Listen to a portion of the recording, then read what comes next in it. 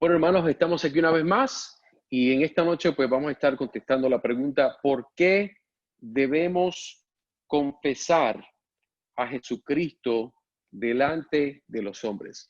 ¿Por qué debemos confesar a Jesucristo delante de los hombres? Y quisiera entonces comenzar, antes de entrar al texto, quisiera comenzar y quisiera hacerle una pregunta, y la pregunta, como ven en la pantalla, dice: ¿cómo han confesado muchos su lealtad a Cristo? ¿Cómo es que diferentes cristianos en diferentes tiempos han confesado su lealtad a Cristo? Por ejemplo, todos los apóstoles fueron insultados por los enemigos de su maestro. Fueron llamados a sellar sus doctrinas con su sangre y noblemente soportaron el juicio. Mateo sufrió el martirio al ser asesinado con una espada en una ciudad lejana de Etiopía. Marcos murió en Alejandría después de ser cruelmente arrastrado por las calles de esa ciudad. Lucas fue colgado de un olivo en la tierra clásica de Grecia. Juan fue puesto en un caldero de aceite hirviendo, pero escapó de la muerte de una manera milagrosa y luego fue desterrado a la isla de Patmos. Pedro fue crucificado en Roma con la cabeza hacia abajo. Santiago, el mayor, fue decapitado en Jerusalén. Santiago, el menor, ¿verdad? Fue arrojado desde un alto pináculo del templo y luego golpeado hasta la muerte con un garrote más completo. Bartolomé fue desollado vivamente, o sea, que en carne viva. Andrés fue atado a una cruz, donde predicó a sus perseguidores hasta que murió. Tomás fue atravesado por el cuerpo con una lanza en Coromandel, en las Indias Orientales. Judas, y no obviamente Iscariote, fue asesinado a tiros con flechas. Matías fue apedreado primero y luego decapitado. Bernabé, de los gentiles, fue apedreado hasta la muerte en Salónica. Pablo, después de varias torturas y persecuciones, fue finalmente decapitado en Roma por el emperador Nerón. Y tal fue el destino de los apóstoles según las declaraciones tradicionales. Así que hago la pregunta: ¿cómo han confesado muchos cristianos su lealtad a Cristo? Bueno, todos han confesado su lealtad a Cristo en la prueba más grande y la prueba más tangible, y diríamos que en ese caso es con su muerte. Estos hombres de Dios, estas mujeres de Dios, son personas que han muerto porque ellos han creído en el testimonio, ellos han confesado a Jesucristo como Señor y Salvador, al punto que ellos están dispuestos a morir por Cristo y la causa del Evangelio. Entonces, quiero comenzar con esto porque vamos a hablar de este tema, pero quiero que usted entienda de que esto no es un tema liviano. Esto no es un tema sencillo, esto es un tema complejo en el aspecto de lo que demanda de una persona que profesa amar al Señor Jesucristo. Esa persona lo que está diciendo es, como Cristo dijo: el que quiera venir en pos de mí, niégase a sí mismo, tome su cruz y sígame. Pero ¿por qué Cristo dijo tome su cruz y sígame? Bueno, él lo que está diciendo es que tú tomarías el instrumento y vas a cargar con el instrumento, ¿verdad? Como una metáfora, en la vida real. Y ese mismo instrumento puede ser el mismo en la cual vas a ser crucificado. En otras palabras, el seguir a Cristo indica de que estás dispuesto aún a entregar tu vida por la causa de Él. Pero continuamos. Quiero entrar entonces ahora, ya que estamos en otro evangelio, en otra parte de la palabra, de sentido que no todos hemos leído. Y quiero entonces, como siempre, darles un bosquejo de lo que vamos a estar viendo en lo que es el evangelio de Mateo, capítulo 10. De los versículos 1 al 5, vemos las instrucciones para los que eran apóstoles. ¿Okay? De los versículos 16 al 23, como puede ver aquí, se están dando unas instrucciones para futuros apóstoles. De los versículos 24 al 43, instrucciones para discípulos presentes. Así que esos serían, como quien dice, unos encabezados básicos. Hay mucho más ahí que se puede, ¿verdad?, incluir. pero obviamente yo creo que con estos encabezados podemos dar un bosquejo sencillo de lo que el Evangelio de Mateo nos está enseñando. Ahora, viendo entonces, continuando, de versículo 24 a 25, estamos todavía en el capítulo 10, recuerden, vamos a ver el sufrimiento es esperado del 26 al 27. Dios trae todo a la luz. Versículo 28, solamente debemos de temer a Dios. Y del 29 al 31, Dios cuida de los suyos. Del versículo 32 al 33, vemos cómo Cristo honra a los que le honran.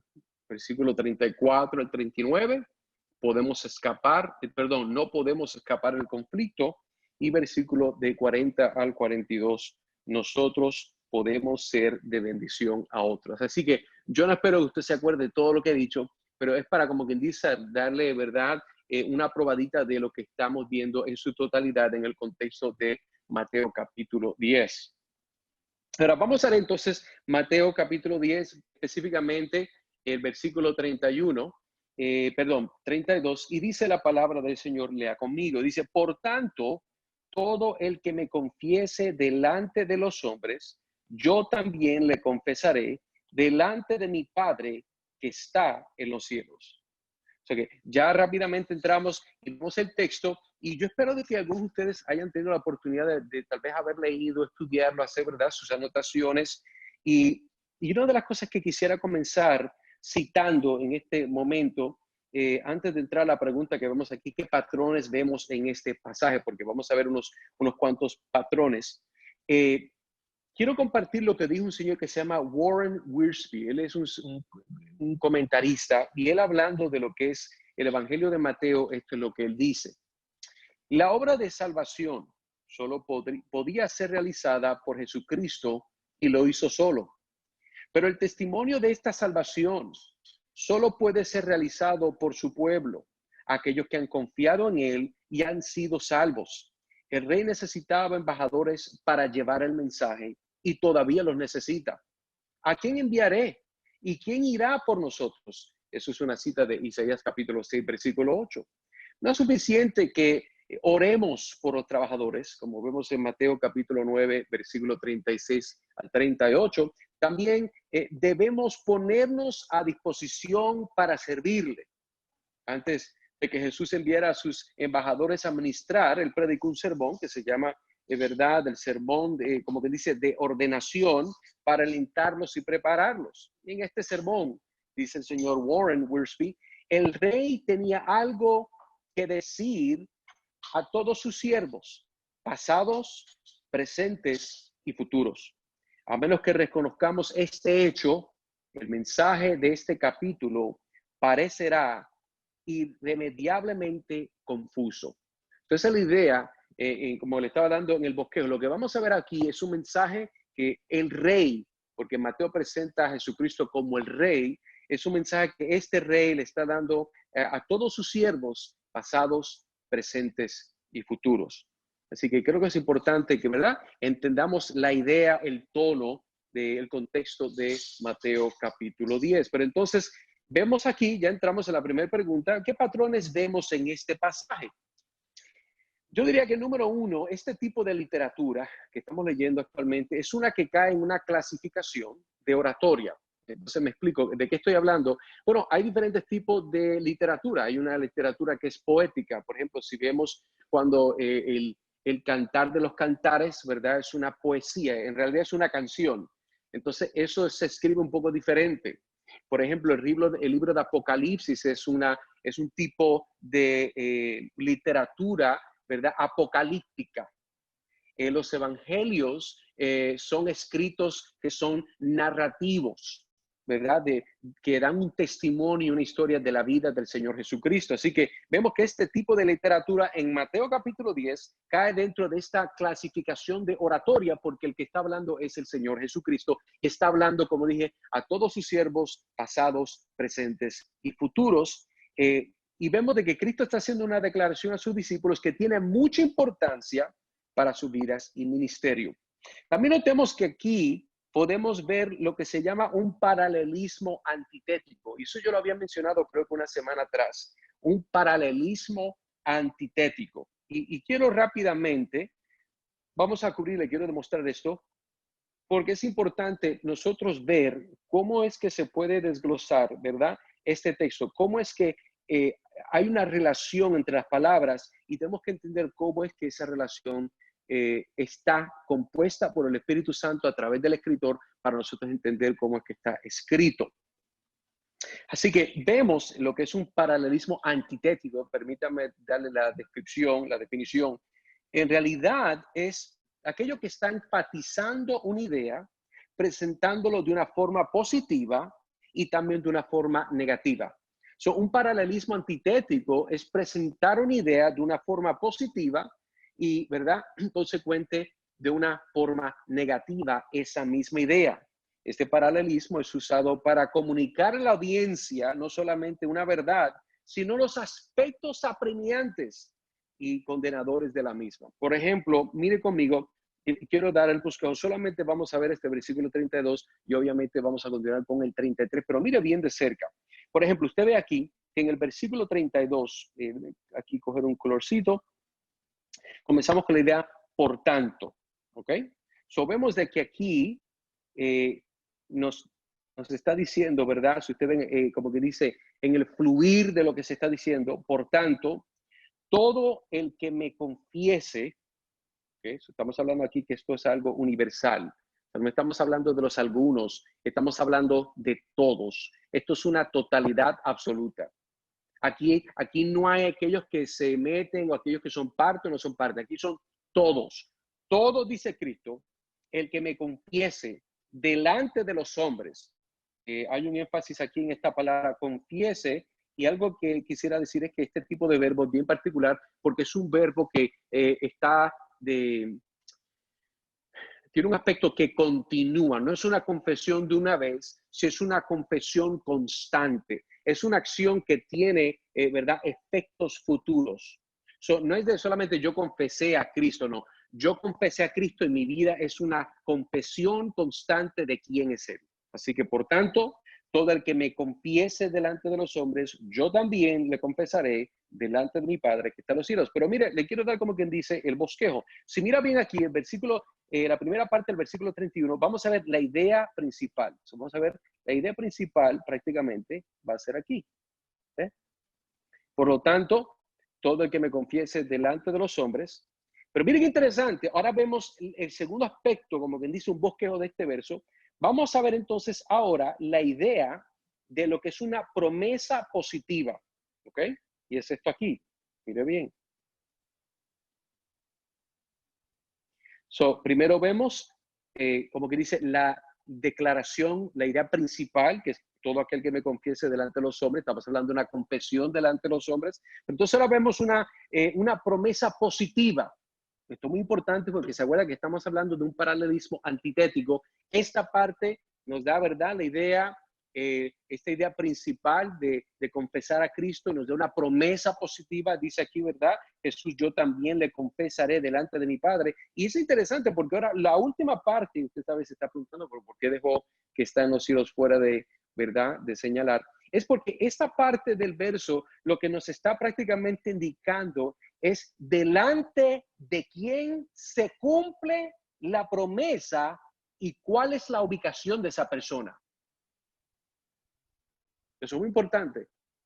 Vemos al principio, por tanto, todo que me confiese delante de los hombres, esa es la idea principal de este verso. Entonces, la segunda parte es, yo también le confesaré delante de mi Padre. Esa es la promesa de una forma positiva, porque en el versículo 33 vamos a ver lo opuesto. Y la última parte aquí, que está en los cielos, nos está diciendo, como le dije ahora, delante de quién se cumple la promesa y cuál es la ubicación de esa persona la cual se va a cumplir la promesa delante de, y obviamente dice, de mi Padre que está en los cielos. Así que hay unos patrones particulares. Esta idea, como le dije, vamos a verla en el versículo 32. En el versículo 33 vamos a ver el mismo, miren qué interesante, el mismo bosquejo, pero lo vamos a ver de una forma negativa. Así que vamos a verlo en breve. Pero, ¿qué patrones vemos en este pasaje? Espero que esto le dé todo esté correcto. ¿No se ve la pantalla? Ok, permítame chequear un momento, por favor. You pull it up on your phone and check it on your phone. It is right here. Nick, you see? That is it.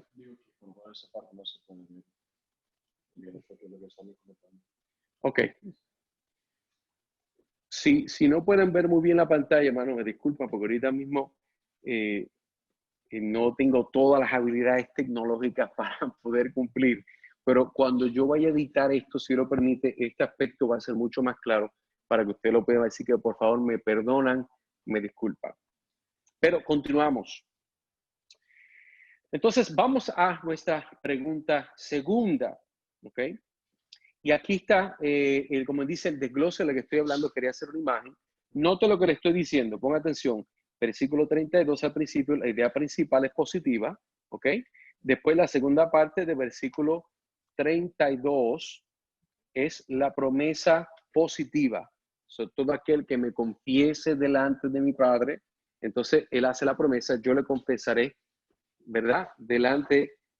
Todo el que me confiese delante de los hombres, yo le confesaré delante de mi Padre que está en los cielos. Pero en el versículo 33, aquí vemos algo adicional, y es la idea principal de una forma negativa, la promesa de una forma negativa, y todavía nos está diciendo que es delante de Dios. Así que ese es un paralelismo antitético, ¿ok? Así que, Nick, puedes chequear, creo que tal vez alguien más necesita entrar. Tenemos la idea aquí, ¿verdad? Versículo 32, versículo 33, y como dije, no quiero que pierda esto de mente. Hay algo positivo en el versículo 32 y algo negativo en el versículo 33. Esta es la estructura de estos dos versículos. Así que vamos entonces a continuar. Continuamos aquí, por tanto, voy a leerlo de nuevo. Quiero que usted, como quien dice, se empape bien de este texto. Todo el que me confiese delante de los hombres, Jesucristo está hablando, yo también le confesaré delante de mi Padre que está en los cielos. Entonces, una pregunta que me vino a mí a la mente, que quería compartir, es, usted tal vez lo lee conmigo, y podemos hacer la pregunta, ¿por qué la confesión pública es tan importante para Jesús? Póngase a pensar. ¿Por qué es que la confesión pública es tan importante para Jesús? Significa que es una persona públicamente dice, oh, yo amo a Jesús, esa persona es cristiano, esa persona será confesada delante del Padre. Le hago la pregunta porque quiero que usted piense, y mientras contesto la pregunta, el contexto de Mateo, como estamos diciendo capítulo 10, Jesús está tratando de darles aliento a sus discípulos al decirles que la confesión de él, ¿ok? Esa confesión de Jesús, es igual a tener a Cristo confesando de ellos delante del Padre. Así que entienda eso. Esta idea de confesión, Cristo lo que está diciendo, por esto es tan importante para él. La confesión del cristiano, su testimonio, entienda bien, no es que nos vamos a parar en una caja con una bocina a gritar como un loco, aunque es bueno hacerlo, ¿verdad? En un aspecto evangelístico y no como un loco, como un cristiano, ¿verdad? En su mente cabal, predicando el evangelio. Pero lo que Cristo está enfocando es que este testimonio, y vamos a ver, ¿verdad? Las palabras y sus definiciones, es importante, si usted está dispuesto a declarar y a confesar a Cristo delante de los hombres, no importando lo que pase, Cristo también está diciendo de una forma positiva en el versículo 32 que Él también le va a confesar delante de su Padre que está en los cielos. Note que Jesús está revelando positivamente en el versículo 32 y negativamente en el versículo 33 la importancia de tener una lealtad total. Escuche bien, una lealtad total. A su señorío no hay excepciones. Le doy un ejemplo. En la China comunista, usted no tiene opción de no someterse. Bueno, usted puede no someterse, usted va a incurrir unas, ¿verdad? Unas repercusiones difíciles, unos problemas. Puede ser que hasta desaparezca, porque allá obviamente es algo, no es como los Estados Unidos. ¿Por qué? Usted es leal y se somete, o no es leal y obviamente hay consecuencias. Y aquí Cristo está diciendo en el versículo 32 y 33 de que es importante para él su lealtad total. Y su lealtad total es manifestada de la forma que usted proclama y se identifique, lo vamos a ver en las palabras, ¿verdad? En el griego y la forma que está aquí.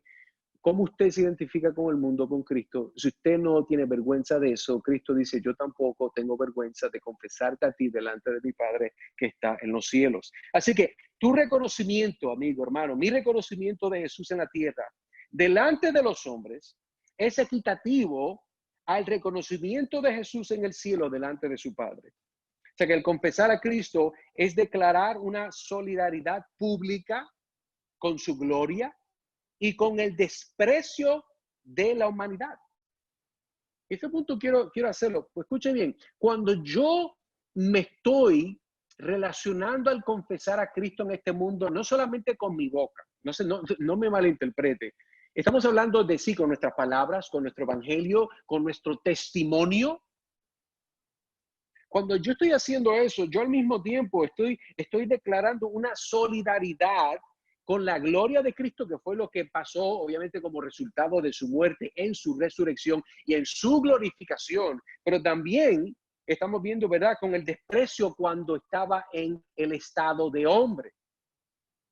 Yo estoy admitiendo y entiendo cuando yo confieso a Cristo de que sí, yo no solamente confieso al Cristo que resucitó, el Cristo, ¿verdad?, que está a la mano derecha del Padre, el Cristo que va a volver, el que va a derrotar a todos sus enemigos y la Biblia dice que los tendrá debajo de sus pies, sino que yo también estoy haciendo una declaración de solidaridad con el Cristo, la cual fue hombre, fue despreciado, fue humillado, fue abusado, le faltaron el respeto. Y si a él se lo hicieron, yo estoy diciendo de que yo también estoy dispuesto a de que se haga conmigo lo que se le hizo a él, porque él es el Señor. Así que continuamos y vamos entonces a la próxima pregunta o el próximo punto que tengo aquí. Así que, como le estaba diciendo, tu reconocimiento de Jesús en la tierra delante de los hombres es, como estaba diciendo, ¿verdad?, equitativo a que nosotros, ¿verdad?, nos estamos compadeciendo con él. Vamos entonces al próximo punto que llevo aquí, la próxima pregunta. Y era, pues, ¿cuál es el significado de la palabra confesar? Quiero que note algo, mientras nosotros seguimos en las semanas próximas hablando y estudiando, usted va a ver que muchas de las palabras que yo me voy a enfocar se repiten. Palabras que se repiten, negar, confesar. Y es importante porque en los evangelios, entienda algo, el evangelio es algo sencillo, pero necesita la obra sobrenatural de Dios para que el hombre lo pueda entender. O sea, no se confunda porque la idea sencilla no significa que todo el mundo la va a entender porque es un ejercicio intelectual. No, es una obra de Dios. O sea, entender en un punto objetivo, usted no tiene que ser un genio, pero para usted tener convicción de ese punto objetivo, usted tiene que ser salvo. Así que es un punto que quiero traer. Ahora, veamos aquí rápidamente. Vamos a ver esta palabra, cuando estamos hablando, esta palabra, quiero aquí, mire, confiese. ¿Ve? Todo aquel que me confiese.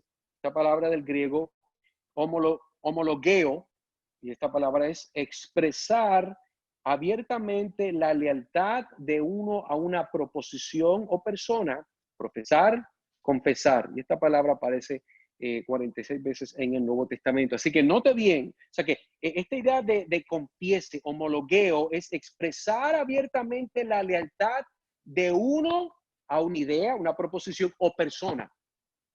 La clave aquí que vamos a ver es esto aquí. Mire, no es en secreto, abiertamente. Es expresar abiertamente, al aire libre, al desnudo, podremos, ¿verdad?, de una forma metafórica decir, una lealtad a una proposición o a una persona. Y yo creo que es importante que veamos esto. Ahora vamos a ver algunos de los textos, como acostumbra hacer, cómo es que se usa esta palabra para ayudarnos a, ¿verdad?, entender cómo es que la palabra de Dios está usando este término. Romanos capítulo 10, versículo 10 nos dice, porque con el corazón se cree, homologueo, con el corazón se cree para la justicia y con la boca se ¿qué? Se confiesa para salvación. Es interesante que note que lo que se cree, mire esta conexión, que lo que se cree en el corazón no se queda en el corazón, sino que ¿qué? Se confiesa para salvación. So, una persona puede creer, no, qué malo, que yo no soy de hablar mucho, no hay problema. Yo no estoy diciendo que usted tiene que ser un evangelista y pararse, no. Pero una persona que cree en su corazón el evangelio, lo que Cristo ha alcanzado, que usted es un pecador, que Cristo es redentor, que todo hombre, ¿verdad? Sin Dios está desahuciado. Esa persona que cree en el corazón es para justicia, pero con su boca confiesa para salvación. Es muy importante que usted vea, ¿verdad?, cómo es que eso funciona. Vamos al próximo verso, 1 de Juan, capítulo 1, versículo 9. Si confesamos, vemos aquí de nuevo esta palabrita, si confesamos nuestros pecados, Él es fiel y justo para perdonaros los pecados y para limpiaros de toda maldad. Así que, homologueo, confesar, ¿verdad? Esta idea de que nosotros abiertamente somos leales a una proposición o en este caso a una persona. Si confesamos nuestros pecados, es muy importante, vamos al próximo texto. Segunda de Juan, capítulo 7. Dice, pues muchos engañadores han salido al mundo que no, mira aquí de nuevo, confiesan que Jesucristo ha venido en carne. Ese es el engañador y el anticristo. Aquellos engañadores, aquellos que obviamente no confiesan que Jesucristo vino en la carne, esas personas son engañadores y la Biblia los llama anticristos. Cualquier secta, por ejemplo, los mormones, ¿verdad? Ellos no creen, ¿verdad?, de que Cristo esencialmente resucitó corporalmente de los muertos, sino que prácticamente como que se evaporó, como si fuera un gas. O sea, ellos no creen que Cristo es quien Él dijo que Él es. Ellos, ¿verdad? Las sectas creen cosas locas, que si Jesucristo es el hermano espiritual de Satanás, que si Jesucristo es un ángel, muchas cosas que no están completas. Las personas, en este caso, segunda de Juan, capítulo 7, aquellos engañadores, que ellos no confiesan que Jesucristo vino en la carne, esas personas son engañadores y la Biblia los llama anticristos. Volvemos entonces aquí. Mire algo que es importante.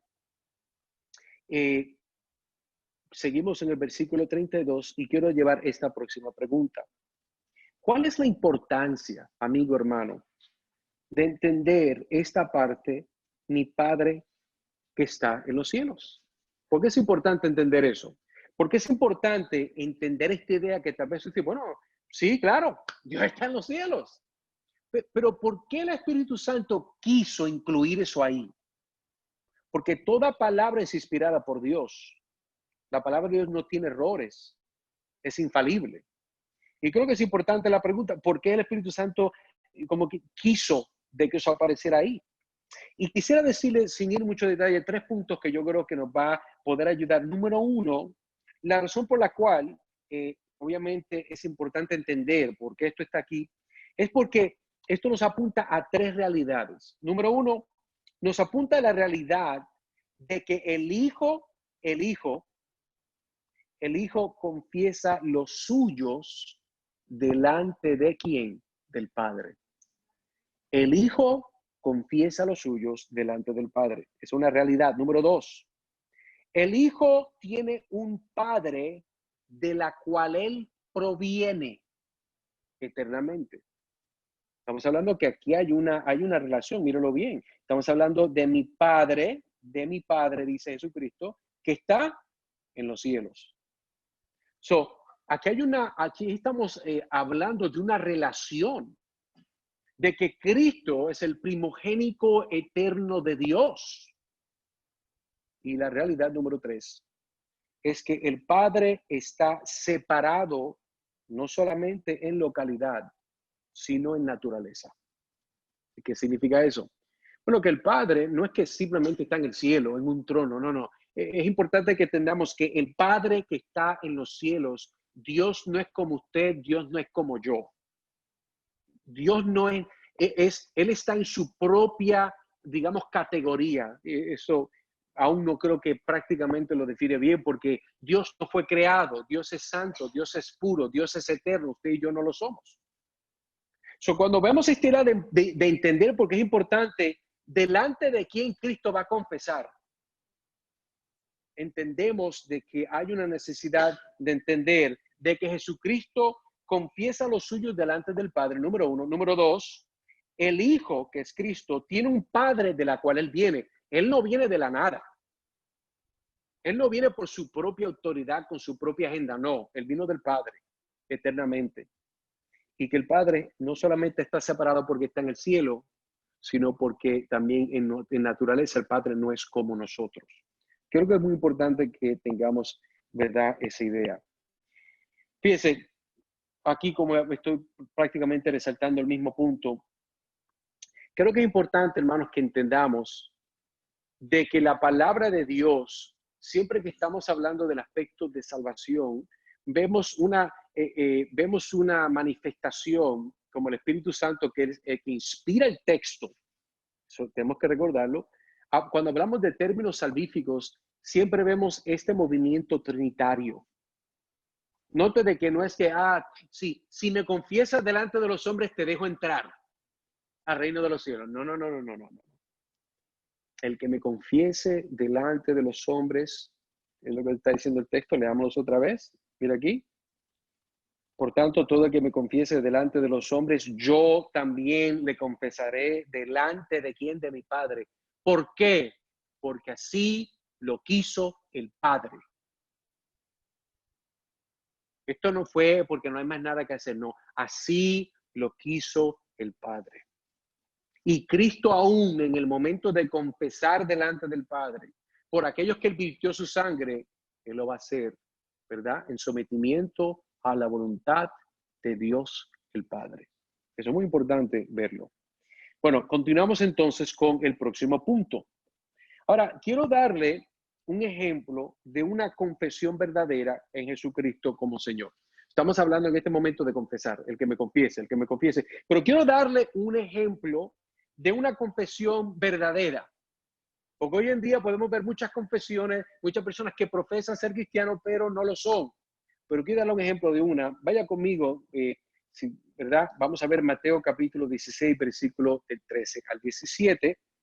Mira lo que dice aquí el texto. Cuando llegó Jesús a la región de Cesarea de Filipo, preguntó a sus discípulos, diciendo, ¿quién dicen los hombres que es el Hijo del Hombre? Y ellos dijeron, unos Juan el Bautista y otros Elías, pero otros Jeremías y uno de los profetas. Él, Jesús, les dijo, ¿y vosotros quién decís que soy yo? Continúa entonces ahora. Respondiendo Simón Pedro, dijo, estamos viendo del capítulo 16, versículo 13 al 17. 13 al 17. Respondiendo Simón Pedro dijo, tú eres el Cristo, el Hijo de Dios viviente. Y Jesús respondiendo le dijo, bienaventurado eres Simón, hijo de Jonás, porque esto no te lo reveló carne ni sangre, sino mi Padre que está en los cielos. Es interesante. Pero también quiero que note algo aquí. Mira la respuesta de Simón, Pedro, ¿verdad? Tú eres ¿quién? El Cristo. Pero note algo que no es simplemente, oh sí, Cristo, yo te amo. Son muchas canciones supuestamente de adoración. No hay mucha adoración. La adoración bíblica es informada teológicamente. Él dijo, oh sí, Señor, te deseo, te amo. Él estaba diciendo, sí, tú eres el Cristo. Pero este Cristo es definitivo en cierta descripción. El Hijo del Dios viviente. No es el Cristo negro que está allá en Centroamérica que tienen una estatua. No. A muchos Cristos. Y Simón Pedro, el Espíritu Santo, vemos que aquí está diciendo, mire cómo le contesta Jesús. Jesús le responde y le dice, bienaventurados, felices son, alegres son, favorables son. ¿Por qué? Porque mira lo que él dice, porque esto no te lo reveló carne ni sangre. ¿Qué significa esto? Esto significa, mira, esto no te lo enseñó el rabí, esto no te lo enseñó tu mamá, esto no te lo enseñó nadie. Esta idea y esta convicción es una que dice Jesús, sino mi Padre, y mire qué importante es esto, que está en donde, en los cielos. Quiero que note el énfasis que Cristo está haciendo de nuevo, de que esto no fue revelado carne ni sangre, sino su Padre que está en los cielos. Interesante. Que Cristo en este momento, note algo, Él no está llevándose el crédito. Oh, sí, eso fue el Espíritu Santo. No, dice, sino mi Padre que está en los cielos fue el que te lo reveló a ti. Claro, entendemos que fue el Espíritu Santo. ¿Verdad? El Espíritu Santo es el que revela y da claridad, apunta a Cristo, pero es el deseo del Padre a aquellos que van a venir a Él. Y por eso es importante entender el enfoque que cuando vimos la respuesta, aquellos que me confiesen delante de los hombres, yo le confesaré delante de mi Padre que está en los cielos. Eso no meramente está ahí por estar. Estamos hablando de algo importante, algo objetivo de autoridad. Yo voy a confesar porque es la voluntad de mi Padre que está en los cielos. Él es separado, Él es santo, Él es aparte de sí mismo y a ese Padre yo voy a confesar a los que me confiesen delante de los hombres. Así que quiero que usted vea esto. So, una confesión verdadera, en otras palabras, es una confesión que está informada bíblicamente. Una confesión verdadera es una confesión que entiende por definición de la palabra de Dios quién es Cristo. No es lo que usted piensa quién es Cristo. No es porque usted tuvo un sueño y cree que conoce a Cristo. No. Usted declara quién es Cristo en base exclusivamente a la palabra de Dios y la revelación y la convicción que el Espíritu Santo le da a usted a través de la palabra de Dios de quién es Cristo. Por eso hoy en día alguien que diga yo soy salvo porque tuve una visión, porque Cristo me visitó, yo tengo que con mucho respeto decirle no, usted no es salvo por eso. Una persona únicamente puede ser salva por la gracia de Dios a través de la predicación del Evangelio, la cual es una obra milagrosa donde Dios le abre el entendimiento al hombre para entender algo glorioso, sobrenatural, la cual Dios ha hecho, ¿verdad? A través del Espíritu Santo, completado en la obra de Cristo. Eso es muy importante que lo entendamos. Así que continuamos entonces, pero pregunta, vamos a tomar un poquito aquí para aplicar. Amigo, para ti, ¿quién es Jesús? ¿Quién es Jesús? Pregunto porque tal vez muchos creen el niño que aparece todas las navidades en el pesebre. ¿Ese es Jesús para ti? El niñito lindo que ven en los comerciales de los Pampers, que todo el mundo lo quiere abrazar. El niño lindo, ¿verdad? Que nunca ensucia los Pampers porque él nunca hace el baño. Ese niño es único, es perfecto. No. ¿Quién es Jesús para ti? Un hombre moral que hizo milagros. Un hombre que simplemente caminó y sanó al ciego, resucitó al muerto, dio comida a los pobres. ¿Ese es Jesús para ti, el que caminó sobre el agua meramente? ¿Será que Jesús para ti es un profeta que dijo que él era Dios? Pero bueno, yo soy honesto, yo de verdad no sé. Eso obviamente lo que dice la tradición. Pero fíjate, yo, pues, si es Dios no sé, pero yo creo en él. Puede ser. Puede ser que ese sea quien tú crees que es Jesús. Pero tengo la pregunta, amigo y hermano, porque la confesión verdadera es una que está basada en base a la revelación verdadera. Y la revelación verdadera no es el invento de una persona al papagayo, no. La revelación verdadera es la palabra de Dios. Es importante de reconocerlo. Tú no puedes conocer a un Jesús que no se te ha predicado. Tú no puedes conocer a un Jesús que no ves en las Escrituras. Tú no puedes conocer a un Jesús, la cual cuando tú entiendes quién Él es y tú no ves lo pecaminoso que tú eres, tú no sabes quién es Jesús. Otra pregunta. En un mundo donde la gente mira la religión como algo raro, ¿miras tú a Jesús de la misma forma? Bueno, ¿qué me está diciendo Edgar, predicador, maestro? Bueno, ¿miras tú a Jesús como la gente lo mira? Solamente lo celebramos en los momentos de festejaciones, definitivamente en la Navidad porque tiene que haber regalos.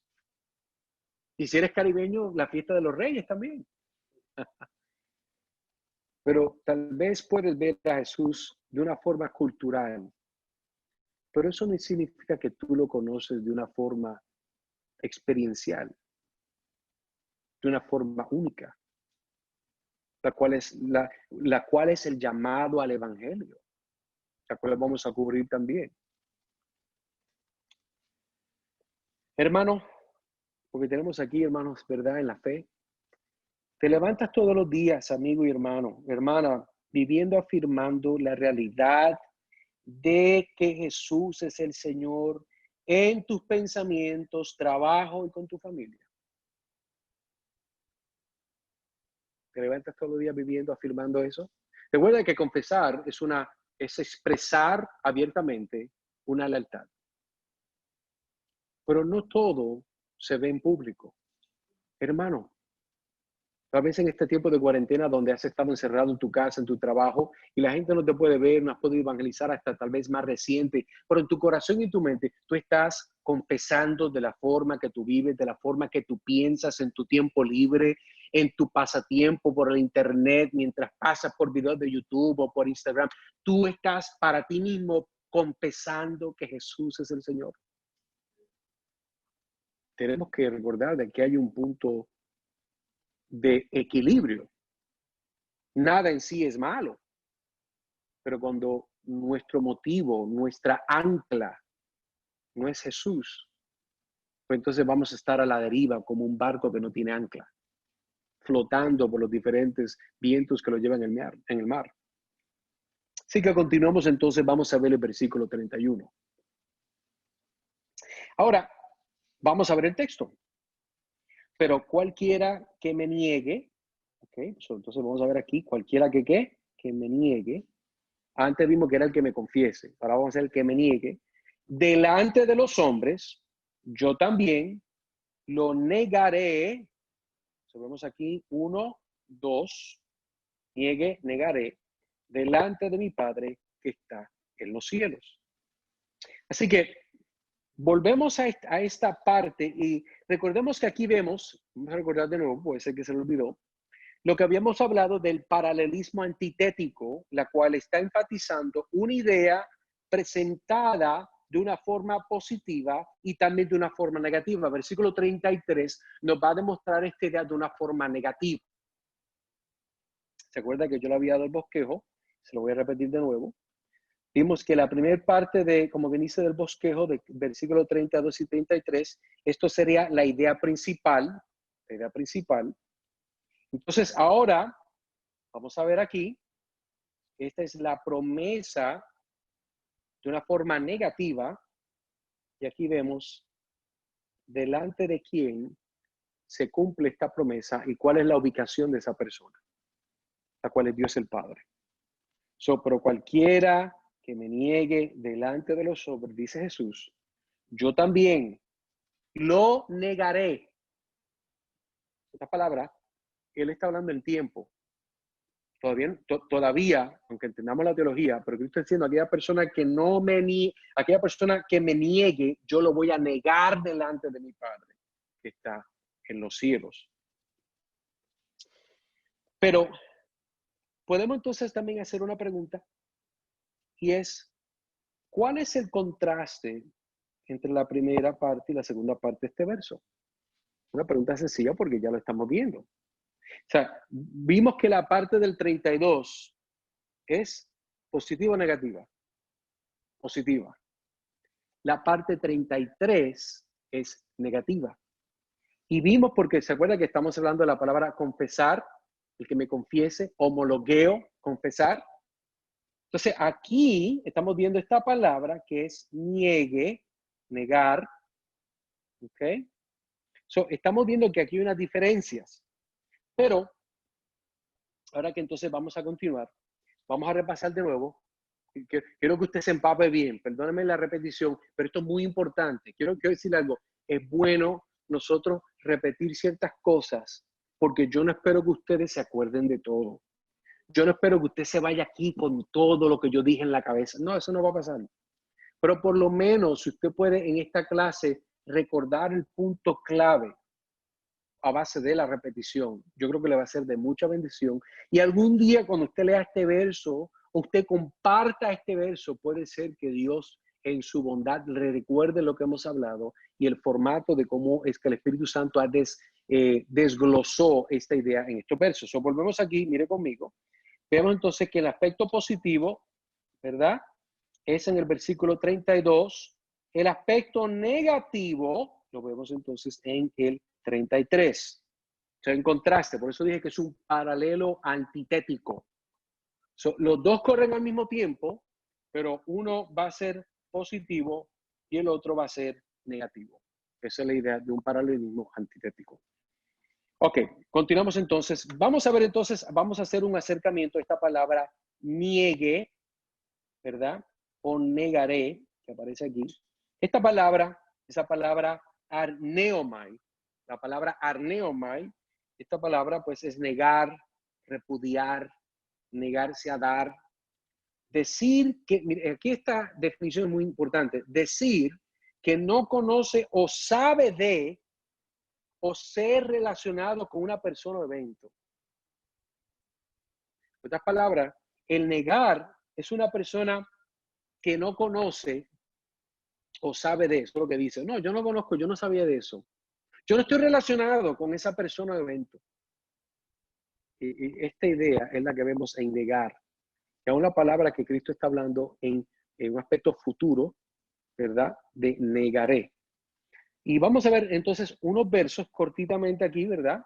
Que nos van a dar una idea de lo que es esta palabra negar en el Nuevo Testamento. Lucas capítulo 12, versículo 9, dice la palabra del Señor, pero el que me niegue, aquí está, arneomai, delante de los hombres, será negado, miren qué interesante, negado delante de los ángeles de Dios. Algo bien particular es que este texto es un paralelo texto al verso que estamos viendo hoy en Mateo. Es un paralelo que el Evangelio de Lucas también está narrando, pero note algo, es que ahora en la versión de Lucas nos dice será negado delante de los ángeles de Dios. Interesante. Cristo se está enfocando que yo te voy a negar o te voy a confesar delante de mi Padre que está en los cielos. Y aquí Lucas lo escribe un poquito diferente, porque él está diciendo delante de los ángeles de Dios. La misma idea. Obviamente porque alrededor del trono de Dios hay ángeles que le están adorando. Estamos hablando de lo mismo. ¿Okay? Segunda de Timoteo, capítulo 2, versículo 12, dice aquí, si perseveramos, también reinaremos con él. Si le negamos, él también nos negará. Miren qué interesante. Pablo le escribe a Timoteo y le dice la misma idea. Si nosotros perseveramos hasta el final, corremos la carrera y no nos damos por vencido, dice, ¿verdad? Y no le negamos, pues entonces Él también, si nosotros le negamos, Él nos va a negar. Pero si nosotros le confesamos, no le rechazamos, Él no nos negará, sino nos confesará delante de su Padre que está en los cielos. Último verso aquí, ¿verdad? Como dice, como prueba, Primera de Juan capítulo 2, versículo 23, dice, todo aquel que niega al Hijo, tampoco tiene al Padre. El que confiesa al Hijo, tiene también al Padre. Ese verso usted tiene que acordarse porque este verso nosotros lo estudiamos. ¿Ok? So vemos esa misma palabra, arneomai, que es confesar. ¿Ok? Entonces, vamos ahora, continuamos aquí, versículo 33. Y lo que quiero hacer ahora, le había dado el ejemplo de una confesión verdadera. Entonces, en este caso, le quiero dar un ejemplo de una confesión falsa. Y para eso quiero llevarle a Mateo capítulo 7, versículo 20 al 23. Mateo capítulo 7, versículo 20 al 23, y dice la palabra del Señor. Así que, por sus frutos los conoceréis. No todo el que me dice, Señor, Señor, entrará en el reino de los cielos, sino el que hace, escuche bien, hace, déjenme aquí subrayar esto, hace la voluntad de mi Padre que está en los cielos. Note algo, el énfasis de mi Padre que está en los cielos. Note ese énfasis. Cristo no está hablando en un vacío, no. Muchos me dirán en aquel día, Señor, Señor, ¿no profetizamos en tu nombre? ¿Y en tu nombre echamos fuera demonios? Y en tu nombre hicimos muchos milagros. Y entonces yo les declararé, jamás os conocí, apartad de mí los que practicáis la iniquidad. Son palabras fuertes. Pero mire el texto conmigo, quiero hacer unos puntos por cada verso para demostrarle por qué esto es una confesión falsa. Mire conmigo el verso. Versículo 20. Note que el versículo 20, Cristo garantiza que este es un asunto de naturaleza y siempre lo ha sido. Mire el texto. Así que por sus frutos los conoceréis. Por sus frutos los conoceréis. También nosotros que hemos escuchado este verso, pensamos, bueno, de acuerdo a sus actos, entendemos, porque yo no soy un palo de manzana, no le voy a dar manzana, este no va a dar, ¿verdad?, una naranja.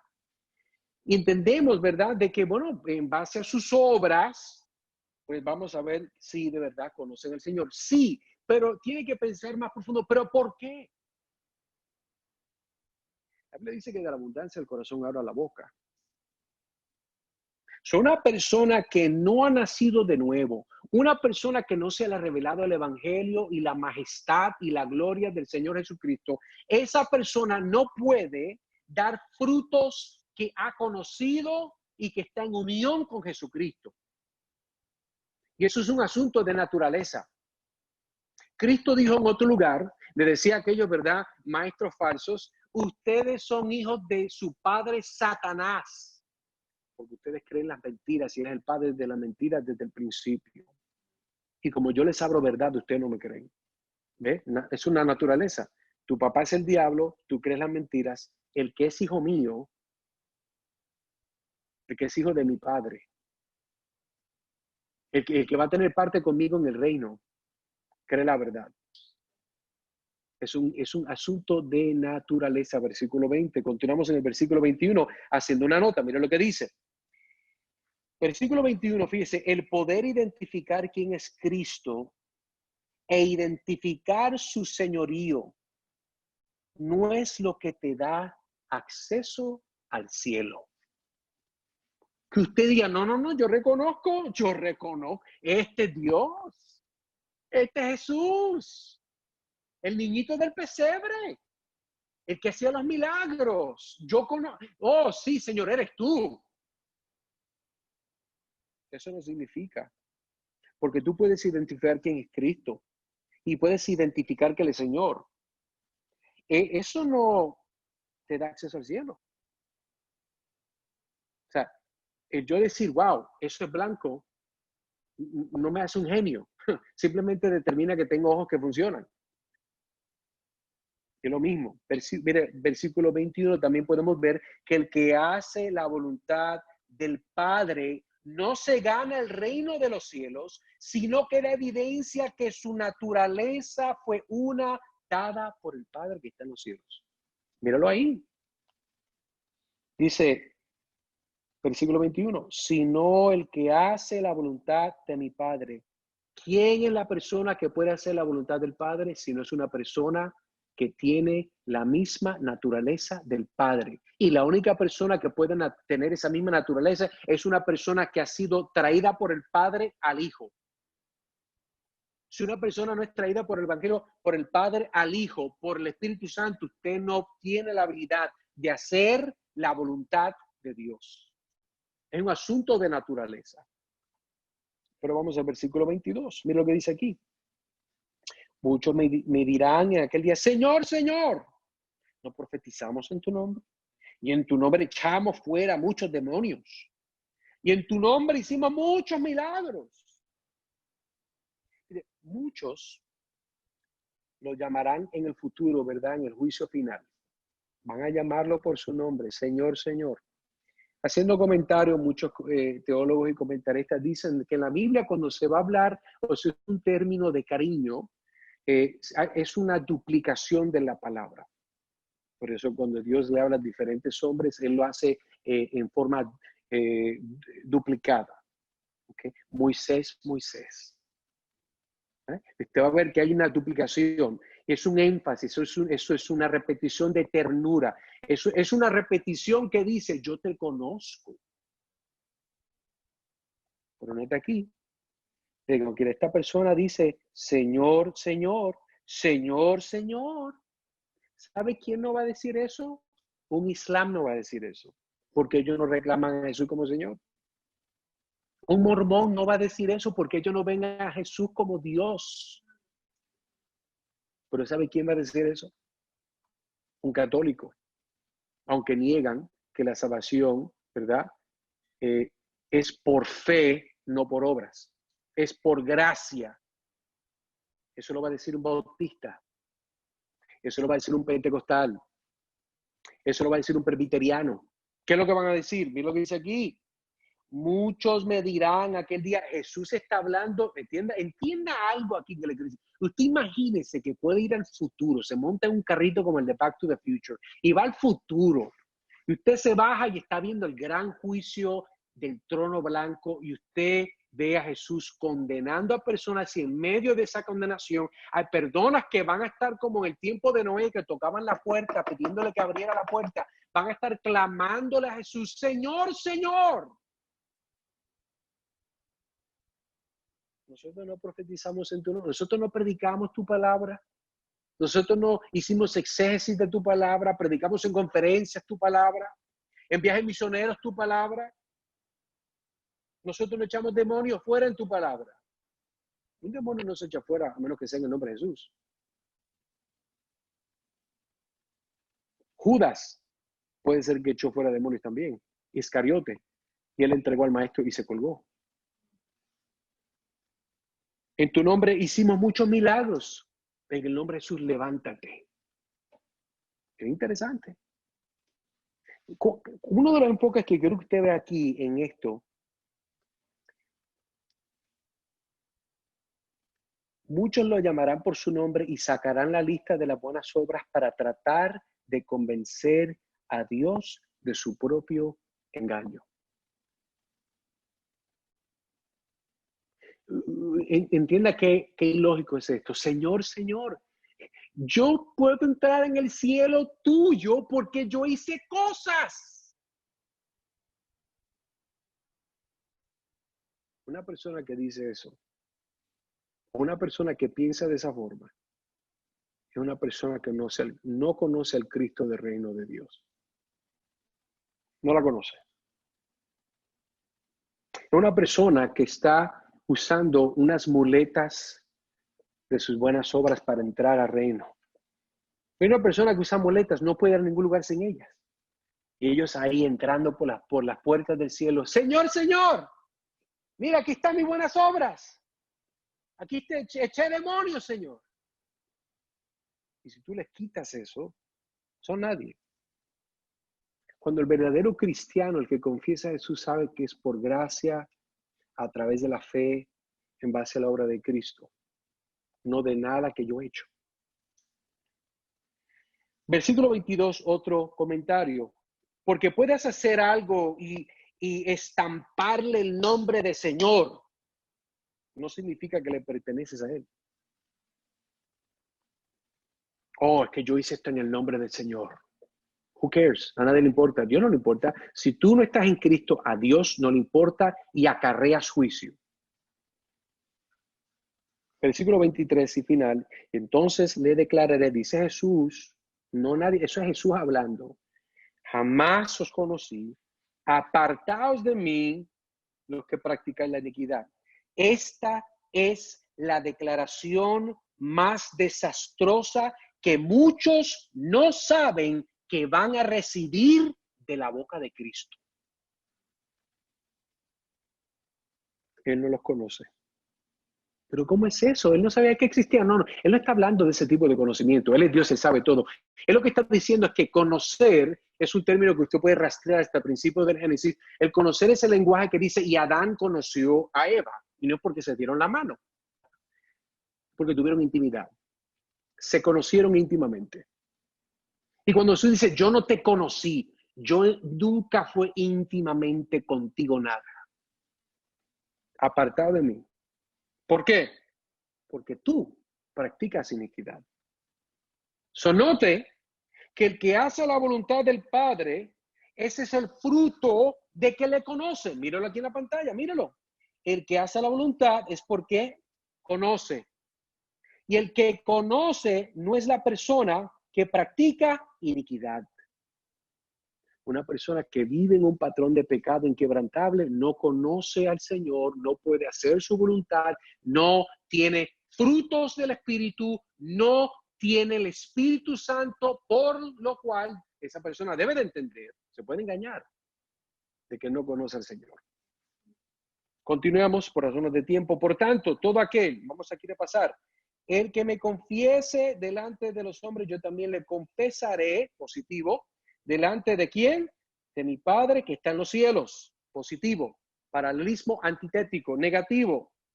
Pero cualquiera que me niegue delante de los hombres, yo también lo negaré delante de mi Padre que está en los cielos. Y eso es lo que estamos repasando. Pero vamos a hacer varias preguntas y ya vamos a concluir. Amigo, dices que has confesado a Jesús en privado, pero ¿por qué disgusta las oportunidades de compartirlo en público? Oh, sí, no. Oh, no, yo, hermano Edgar, mire, yo oro todos los días. Yo oro, yo leo la Biblia. Oh, muy bueno. Pero nunca puedes compartir el Evangelio con alguien si verdaderamente el Evangelio te ha salvado y te ha transformado a ti. Porque decir, oh, yo amo al Señor, pero no confesarlo a otros, a cuales confesarlo delante de los hombres, muestra que tú no le conoces a Él. Amigo, ¿cómo puede decir que amas a alguien la cual nunca te escucha nadie hablar de él o de ella? Eso es como decir que algún día, ¿verdad? Aquí el hermano Braulio se casa y que cuando llegamos al momento, él se compromete y él nunca habla de su novia, de su comprometida. Es un tabú. Bueno, señores, perdónenme. Él no está enamorado. Eso no es un hombre que ama a una mujer. Una mujer que aún está comprometida, enamorada, no para de llevar el anillo. Mira, hasta se estira para que le vean el anillo así, mire, así. Y habla del novio, del comprometido. Estamos hablando, mire, podemos estar hablando de comida y ella le va a traer el tema del novio, de la futura. Podemos estar hablando de la Biblia y ella le va a traer el tema del compromiso. Porque hay un deseo que no para de existir, inconmovible, donde esa persona quiere demostrar naturalmente lo que siente en su corazón, en su ser, por amor a esa persona. ¿Está listo para ser negado, amigo, por el Padre si mueres hoy por la forma que has negado a su Hijo? ¿Estás listo para ser negado? Mira cómo lo estoy diciendo. No es posiblemente, te lo estoy asegurando.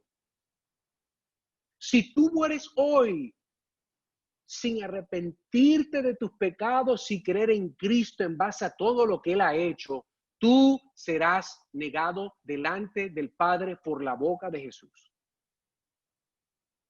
Eso es lo que la Biblia enseña. Eso es lo que hemos estudiado hoy.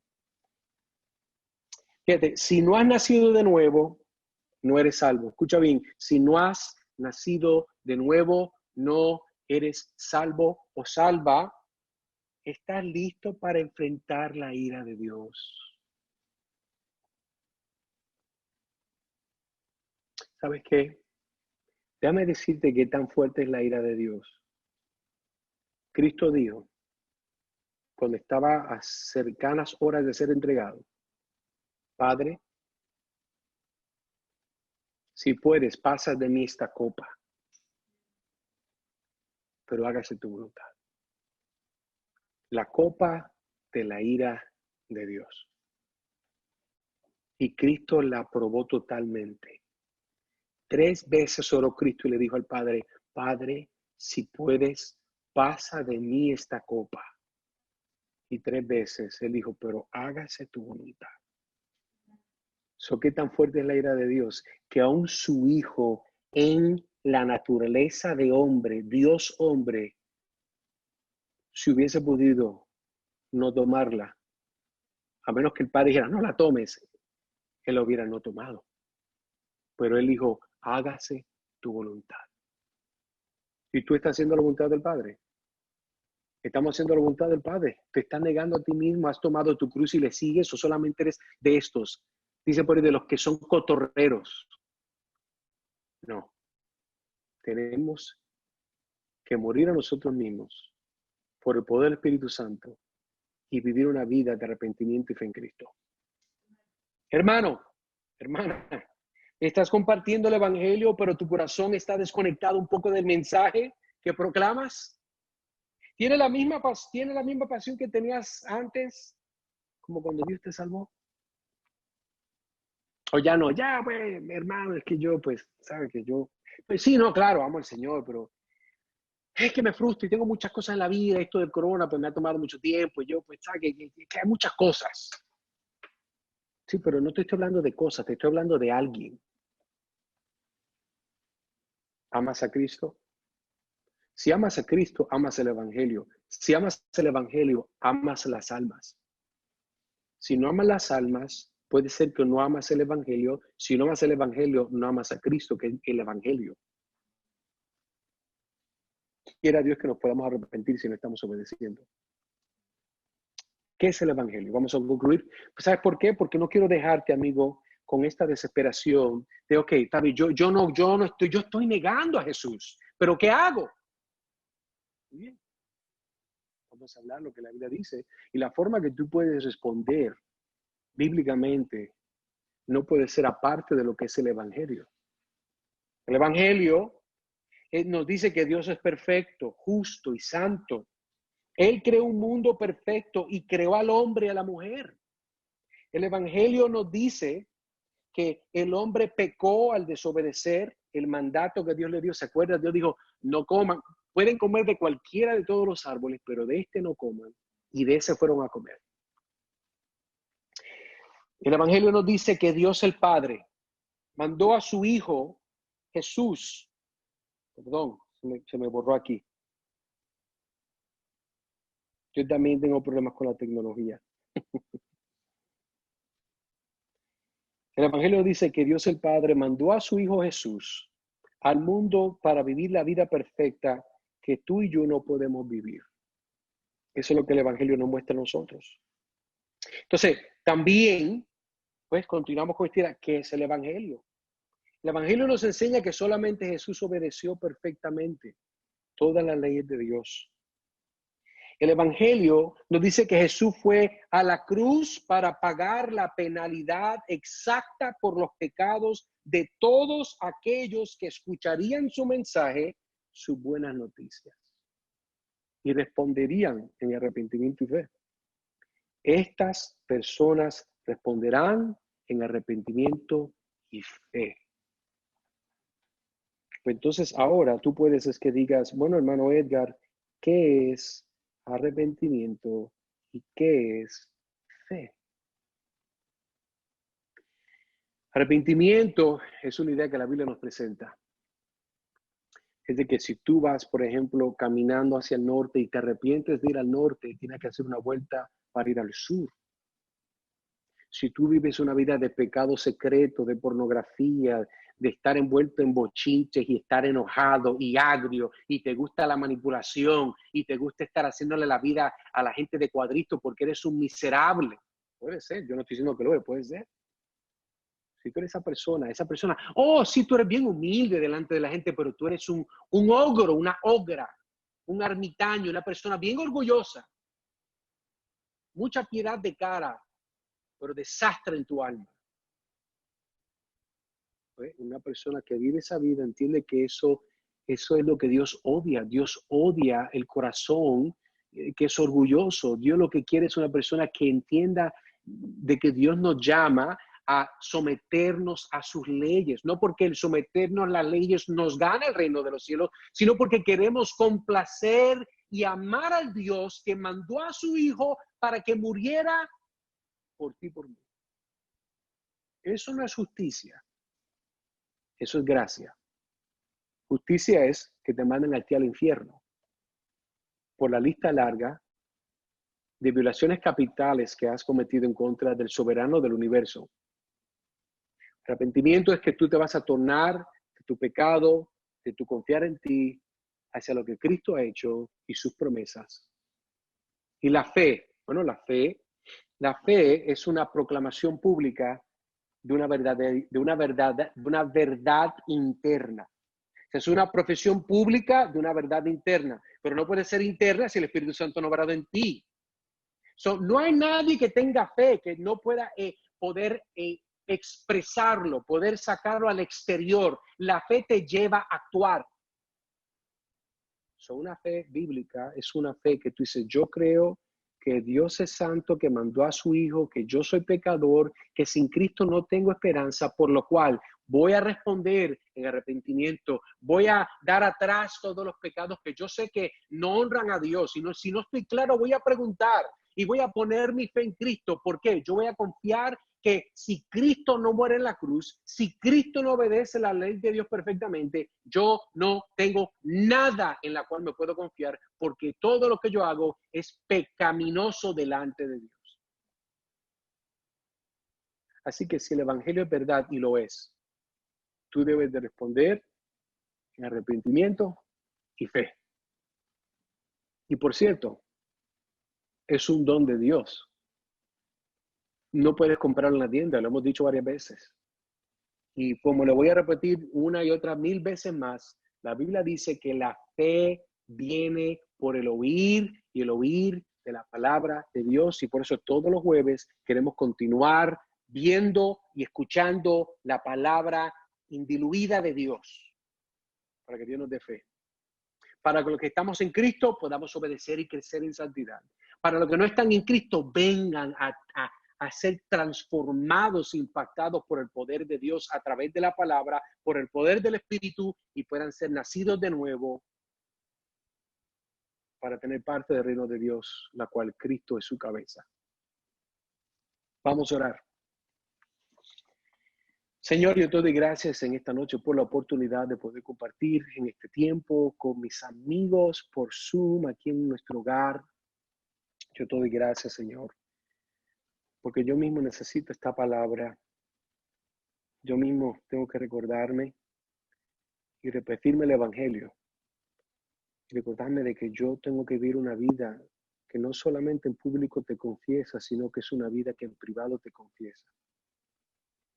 Ayúdanos, Señor, a confesarte en público y en privado de que tú eres Señor y de que debemos tener una lealtad total a ti. Te amamos, te damos gracias por esta oportunidad. Pedimos por aquellos amigos que no te conocen, aquellos que te están escuchando y tú los estás atrayendo. Ábrele los ojos, revélale su pecado, dales arrepentimiento y fe, para que ellos con convicción total puedan proclamar que Jesucristo es el Señor para la gloria de Dios, el Padre que está en los cielos. Pedimos todo esto por los méritos de Cristo en la cruz. Amén y amén. Bueno, en este caso, déjame ver si podemos hacer preguntas, pero como el teléfono está allá, voy a traerlo para acá. Así que permítame cambiar de cámara y así podemos, si hay preguntas, poder charlar un poquito. Ok, estamos aquí. Déjame quitar aquí el teléfono. No sé si todavía nos pueden escuchar. ¿Nos escuchan todavía? ¿Están ahí? Déjame ver aquí. Ok, están ahí. Bueno, si hay alguna pregunta, pueden aprovechar déjeme dar un brequecito aquí, no sé si, ¿verdad? Alguien más tenga preguntas o no. Pero si no hay preguntas, pues no, tranquilo, continuamos aquí en un compartir pequeño con los hermanos y nos preparamos entonces para la semana que viene.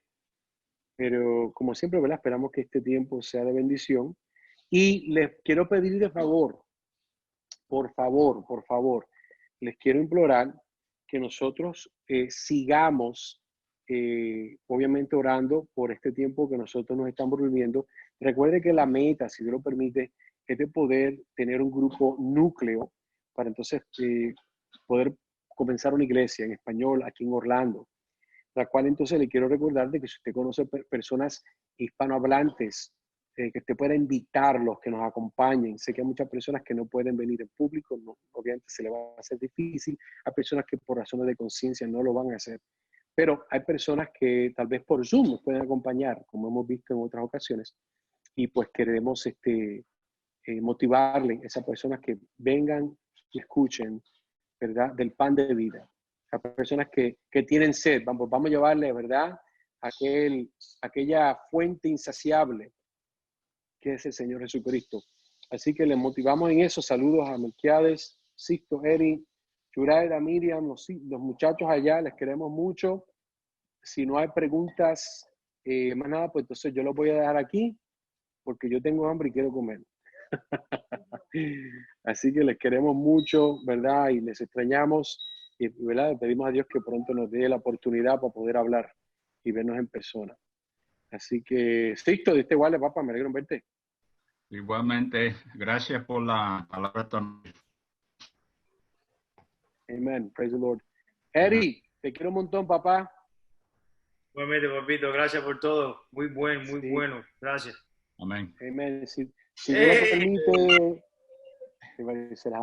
si Dios lo permite, ya el sábado, si Dios lo permite, ya este sábado, vamos a comenzar de nuevo a ir puerta por puerta. Voy a ir con Braulio y creo que Nick, no sé si Barbie puede ir. Vamos a ir de nuevo puerta por puerta, así que por favor de mantener eso en oración. Queremos visitar a William, queremos visitar a Yanni, queremos obviamente pues, ver que todos estén bien. Así que, dale, Melquiades. ¿Estás hablando en señas? ¿Estás hablando en señas? Mira, él habla en señas. No, lo que pasa es que yo no te quería interrumpir porque tú estás dando una, Tranquilo, me alegro de verte. Tranquilo. Igual. Una pregunta, Edgar, esto va a continuar aunque ya no haya cuarentena, ¿verdad? Yo decía que era la semana pasada, yo le preguntaba a Braulio si era que se había suspendido por razones de que no se iba a continuar o era porque tú tenías algunos compromisos previos ya. Pero no, porque yo entiendo que sin cuarentena o con cuarentena, como sea, esto es muy importante hacerlo porque hay una conexión, y así se lo decía también a la hermana Carmen, hay una conexión internacional, o sea, yo no puedo estar con ustedes ahí. Estoy aquí de la República Dominicana, inclusive he visto conexiones desde Ecuador, creo que hasta de México. Eso es importantísimo.